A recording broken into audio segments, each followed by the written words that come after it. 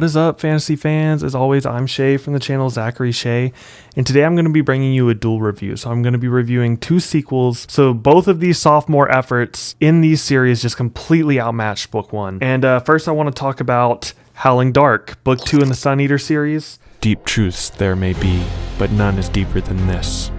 Those lost to us do not return, nor the years turn back. Rather, it is that we carry a piece of those lost to us within ourselves, or on our backs. Thus, ghosts are real, and we never escape them. We are beasts of burden, Hadrian, we men. We struggle, and by that struggle are filled, and so define ourselves. That is the way. Always forward, always down, and never left or right. But the ugliness of the world does not fade, and fear and grief are not made less by time. We are only made stronger. We can only float together on their tides, as otters do, hand in hand. We believe our fear destroyed by new bravery. It is not. Fear is never destroyed. It is only made smaller by the courage we find after. It is always there. Who must stand when those whose duty is standing have gone? Those who can. The poets say that one's fear grow less with trial, that we become men without fear if tried enough. I have not found it to be so. Rather, on each occasion we are tested, we become stronger than our fears. It is all we can do, must do, lest we perish for our failings. I want to show off my awesome naked hardcover from the Broken Binding during this review. Yeah, there it is. So this is book 2 in the saga of the Sun Eater, the tale of Hadrian Marlowe, the half-mortal, the devil. Gosh, what can I say about this book? I thought Empire of Silence was a great book. I loved it. I know a lot of people have mixed feelings on Empire of Silence, and everyone really kind of loves the rest of the series after the fact. They say, get through book 1. I didn't feel that way on Empire of Silence. I didn't feel like it was anything to get through, but I thought some of the philosophizing could be a little indulgent, and I think that's a stylistic choice of Rockio. That's not something that's completely different in Howling Dark, but it was a little less noticeable in Howling Dark. But what Howling Dark does is it takes the scope of book 1 and completely, it almost felt like this was book 1 and Empire of Silence was like a prequel origin story of Hadrian. Like if the story started here, I feel like it will mostly make sense, and this is where a lot of what I feel like will be the major plot points of the series first start. I'm saying this only after having read books 1 and 2, but man, and I read The Lesser Devil, which I definitely recommend reading between book 1 and book 2. It follows Hadrian's younger brother Crispin. But in this book, we get the next step in the tale of the war between humanity and the Cielsen, and the tale of Hadrian Marlowe. This is a first-person accounting of the events of that war, told by one of the greatest figures in the Salon Empire's history.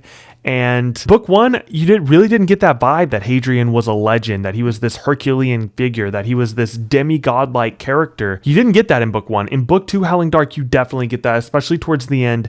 You feel like you are witnessing an epic scope narrative following this protagonist. You feel like he is like Herculean would be the main word I'd use to describe it. You feel like you're following a demigod. It really serves to bridge the gap between this young boy we have in Empire of Silence to this demigod-like figure that we're starting to see at the end of Howling Dark. And I think Rockio knocked it out of the park. I think the first-person narration is phenomenal. I think the characters of Valka and Switch, and I'm going to keep it spoilers vague until I get into spoilers, and then I'll put it up on the screen that I'm going into spoilers. I just thought that all the characters were really well done. I think Polino might be one of my favorite characters. Also, Carm Sagara. I mean, come on. Absolutely awesome character. I thought that the relationships in the Red Company were really well done. Ironically, now I'm going to get into spoilers. So the scene that probably hit me the hardest in this book was the interactions between Switch and Hadrian following that betrayal. It was absolutely brutal watching Hadrian say those things to Switch, but they were warranted. Like, I know in Switch's false subjective perceptions, he was saving Hadrian, but he really was just looking out for his own skin. And, in most other stories, you would see this reconciliation between our two best friends, and you would see them grow past this, and that's not this type of story. Switch hurt Hadrian in a way that can't ever be wiped away, that can't ever be forgotten. I thought that was expertly done. It made me value his relationships with the other Red Company members that much more, because Switch was definitely his best friend in book 1. I didn't realize that the Red Company were all going to be on Hadrian's side. I thought a lot of them were closer with Switch than Hadrian, which is not the case. I don't know why I had that perception. It's also, I think all of them know that what Switch did is not forgivable. And oh my gosh, Polino's line where he said, "Your loyalty is to your men first, your leadership second, and empire last of all." He doesn't talk a lot in these books. He's not a primary character, but don't ask me why Polino's my favorite character. It's pretty evident. That dude is freaking awesome. I love Polino. The battles with the Cielsen in this one were absolutely insane. Gosh, and all my vague talking about Hadrian being a demigod, he literally is the chosen one of what feels like space gods. Now, people who are farther ahead in the series, they might be like, no, that's not what's going on. I don't know what's going on. I'm just saying it feels like he's a chosen one, and there are space gods that brought him back. That's what happened, right? I don't know. That's when I realized, this is sci fantasy, capital F fantasy. And I love it. I think that this series will go down as one of my favorites of all time. If the rest of the books are just close to the quality of Howling Dark, even if Howling Dark is my favorite in the series, if the rest of the series just stays consistent, this will be a favorite series of all time. But everyone says they get increasingly exponentially better. I hear Kingdoms of Death is one that's very much loved by the fan base. Howling Dark to me will be a hard one to beat. I thought that this book was absolutely insane, and I am giving it 5 out of 5 stars. All right, and the next book that completely outdid book 1 in its series is Prophet of Edan by Philip Chase. Kingdoms don't endure forever. Our lives are brief, and darkness enfolds them. In the hall's light we gather, and the fire warms us. We sit and listen to the Shaper weave tales of our past, bringing to life, if only for a while, those who came before us by reciting their deeds. But outside there waits the vast, cold night.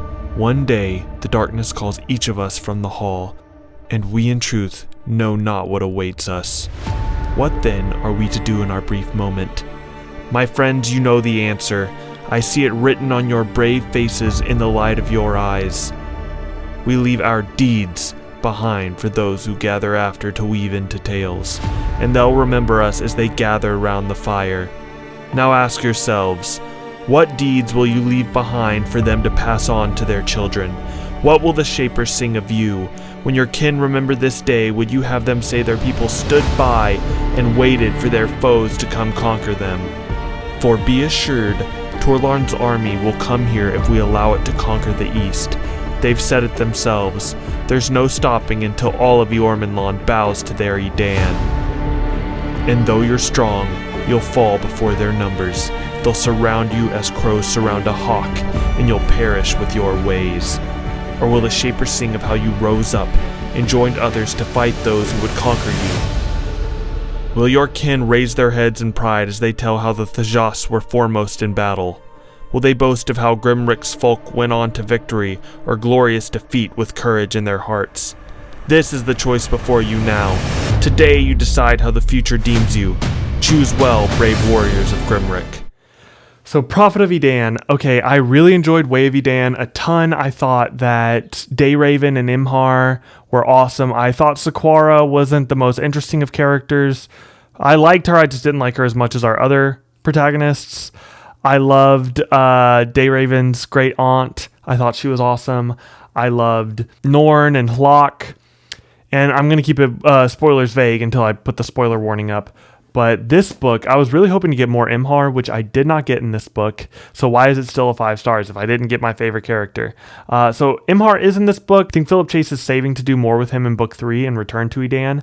But in this book, what we got was absolutely phenomenal character work with Dayraven, Sequara, Orvindil, and Norn. Those 4 characters I listed, I feel like really had the spotlight in this book, aside from the odd chapter that will show the inner workings of the Edan church, King Erkenwald. But for the most part, we're following Dayraven, Sequara, Norn, and Orvindil.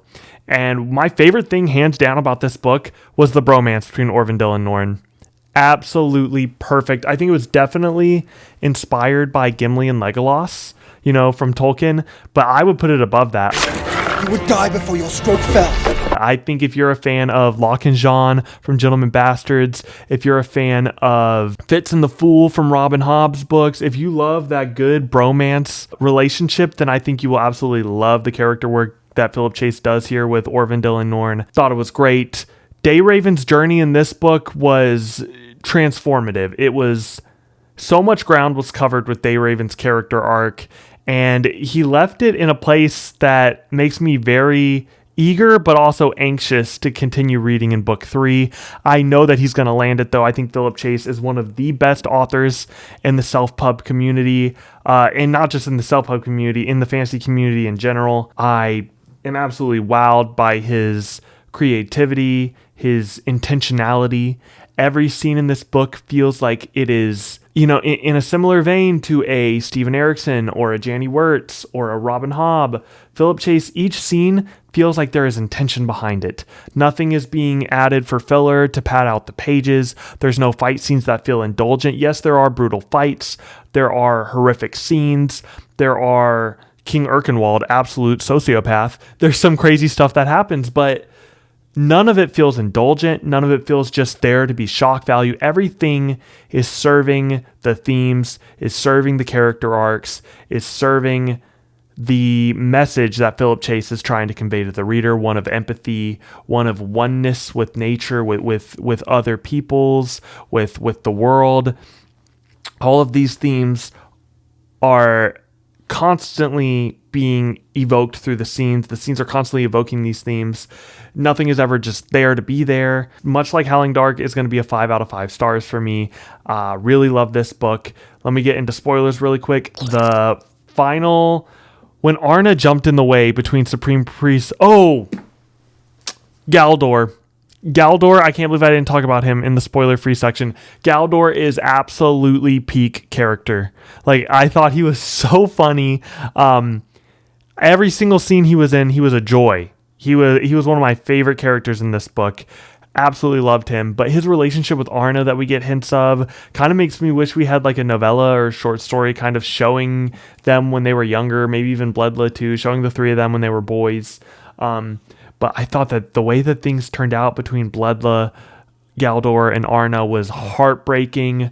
I thought the battle between Bledla and Dayraven, the warring of wills, both on the island of Astrolad, and then later on in between Siltaron and Torlond. Anyway, these 2 battles of wills that happened, I thought that both were expertly written. I'm very interested to see what Imhar's been doing on Astrolad, if we're ever going to get any closure on the whole sister storyline with Imhar. I know that in book 3, there's a girl from Caergillion that is introduced, and that is one of the main POV characters. I think I just got that from reading the back of the book. Excited to get to her story and to see more of Dayraven, Sequara, Orvindil, Norn, Galdor. Did Galdor live through the end of the fight? I'm pretty sure Galdor's alive. Yeah. Absolutely love this book. Love Howling Dark. Both of these books deserve a 5 out of 5 stars, and you should definitely give these series a read. Even if book 1 doesn't gel with you in Sun Eater, I think if you try to go further with Howling Dark, you might be surprised. Prophet of Edan, also huge step up from book 1, but I really loved book 1. Anyway, let me know what sequels completely wowed you, and if you've read these books and what you thought. Peace.